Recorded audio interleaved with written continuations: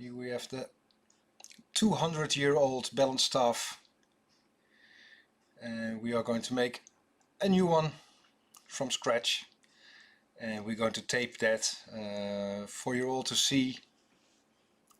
It is a little dirty, but then again we're going to have to make a new one anyway.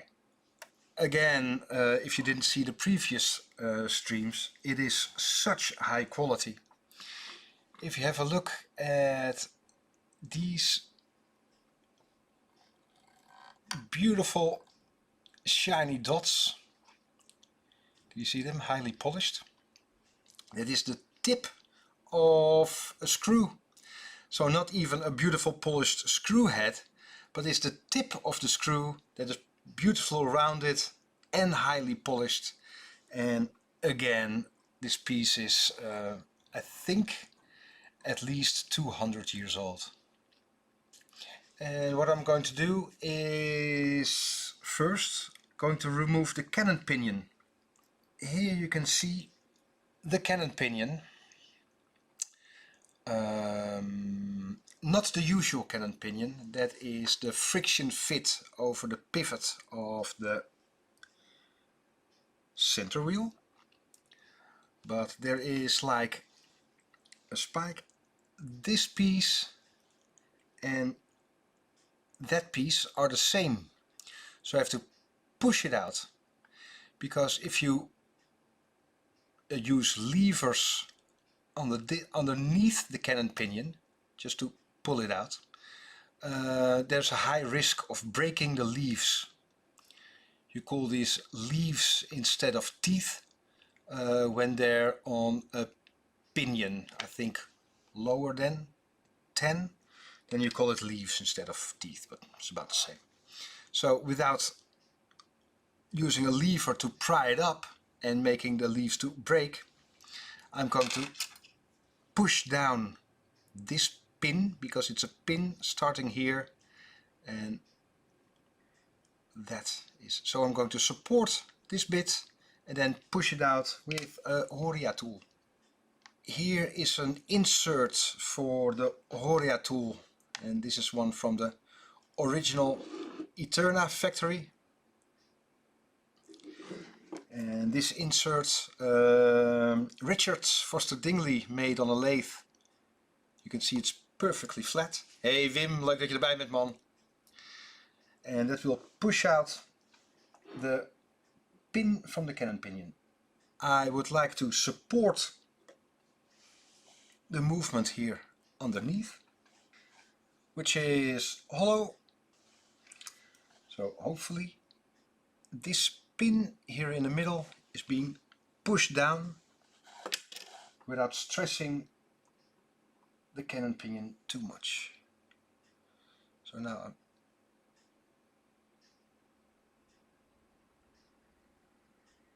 there we go. This pin is now pushed inwards, and there you can see, and now you can easily pull it out without stressing the leaves of the cannon pinion. Yeah, there is quite some play. Well, that's hammer time. I'm going to disassemble the main barrel, and there are several versions of how this is attached to the bridge. So I really would like to see how it's done, because I want to separate the barrel from the bridge. I want to see the other side of this. Here again, this is a square because it's key mechanism, and the square we just took out the center wheel. That is with a square key to set the hands, and this square is for winding, key winding. So I would like to see the other side of this pivot. Well, this is the dial side, and this is square, not for winding because it's underneath the dial, but there used to be, oh, this is the Maltese cross, and there used to be a finger here, so there's a pre-tension being used in the winding spring, so you can only turn 4 revolutions, but this one is gone, and probably because they put in a more modern spring, modern alloy or modern shape with a spiral. There is the plate. There is an insane amount of oil there. Oil alert. You can see this ratchet wheel is in a recess. You see, it's lower than the rest. Only not here, so I have to remove this click, and then I probably can move right in there underneath to pry up the ratchet. But then again, it looks soldered, don't you think? So, nijptangetje, nijptangetje.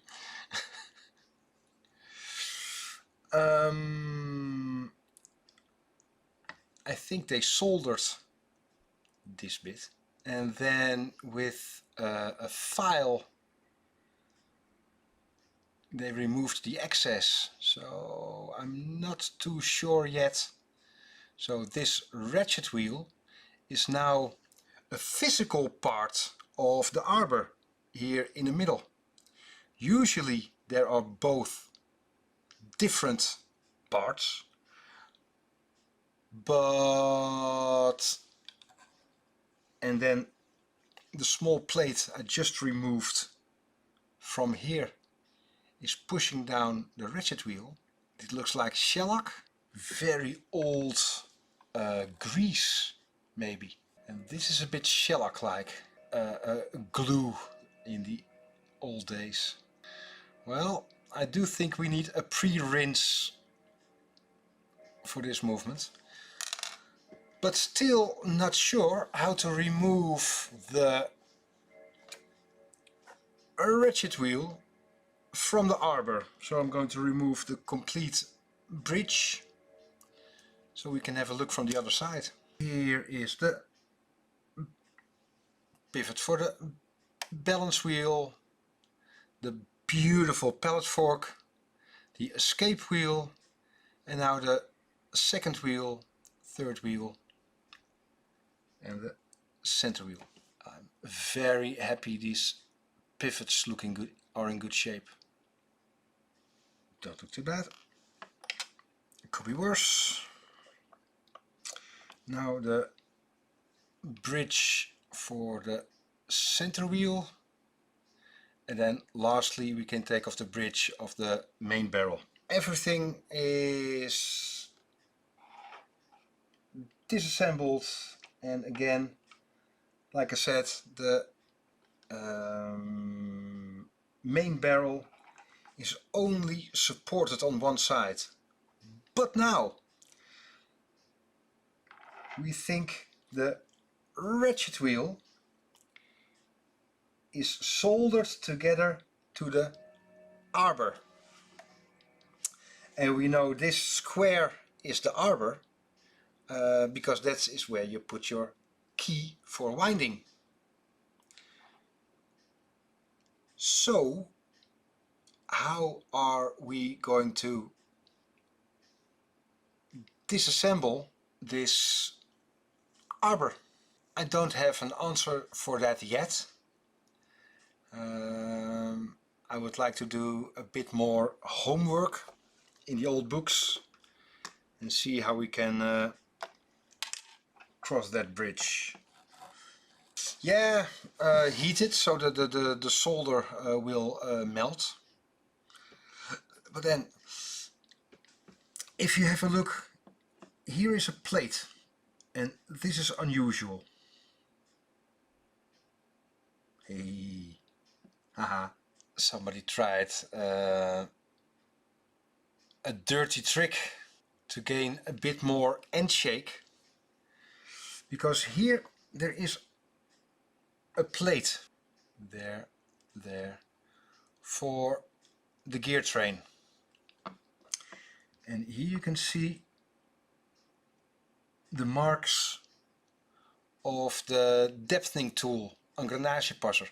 If you're interested in how watches were being made in this era 200 years ago, look for on the YouTube channel Chronoglide, look for the human touch in watchmaking. Then I'll show you exactly how they reached this height of accuracy. This is a plate, and the screws being used to secure that plate, that one, that one, that one, that one, again is of the highest quality, because if you look here you can see even the tips of the screws are beautifully polished. So again, this bit here is a Bosch, a half product, and then the master watchmaker made this plate. You can see it here. This plate underneath, in order to make sure that all the holes for the gear train were in exactly the right place. This is a perfect example of industrialization of watchmaking, because some of the parts are a half product, and then the master watchmaker made these.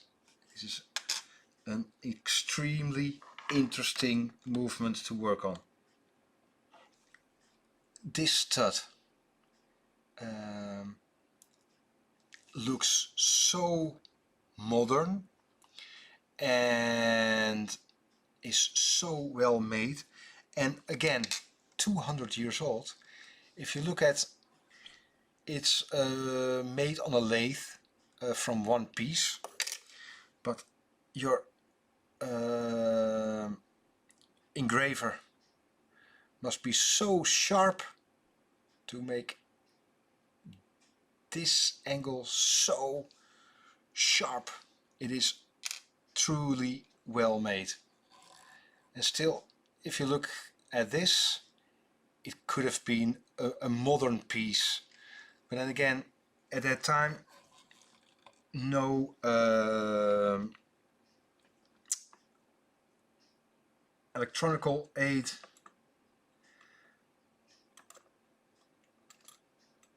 If you ask me now, the best thing that can happen if this plate is signed underneath. They tried to create some end shake. This is division and this is end shake. They needed more space for the balance staff. So loosen the screws. This probably is just a flake of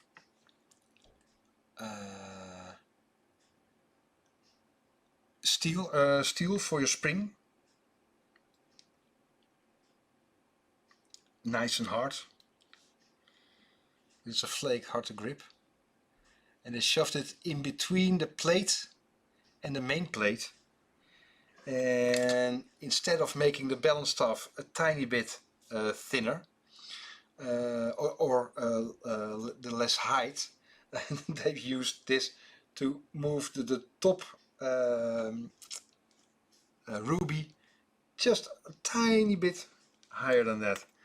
And that is just a botch job of a watchmaker, well, somewhere in between making of this watch and maintenance.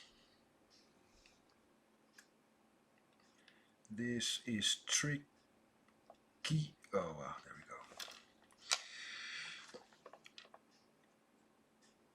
Oh, I love stuff like this. Oh, another botch job, but so nice. Look at the end of the mainspring. This is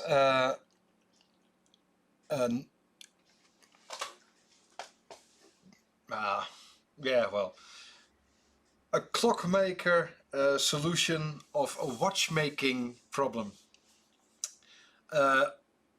Obviously, somewhere in the 200 years there was a less experienced watchmaker doing the repair.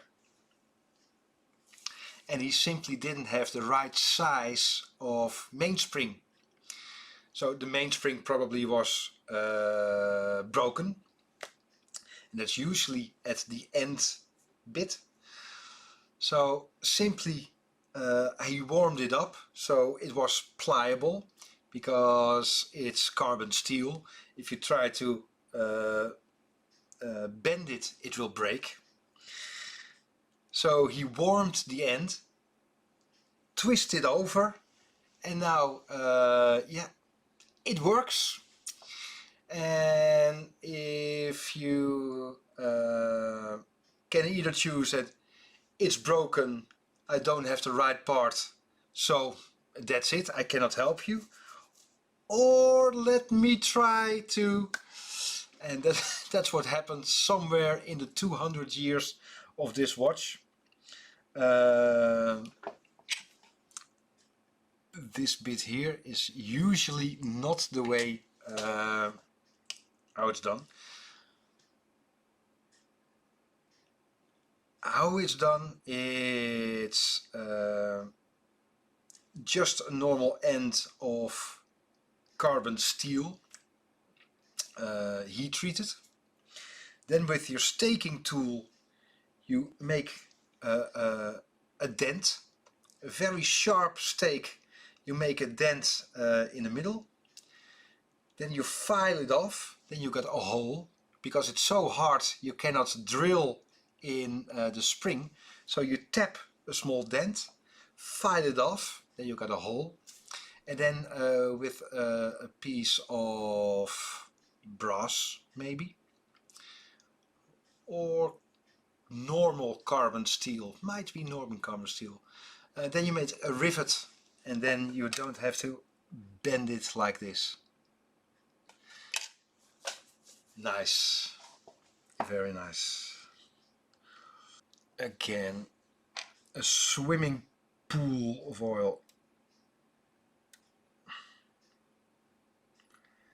And as you all know by now, there is no problem in a watch that can be solved by adding more oil.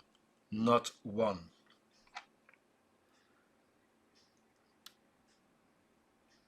That's probably the pin. Well, if I can remove that, then I can safely disassemble the complete main barrel. The watch was worn by Italian aristocracy royalty. It broke, and maybe over the decades, centuries, there were some less experienced watchmakers trying to well, make it work again. That's it for tonight.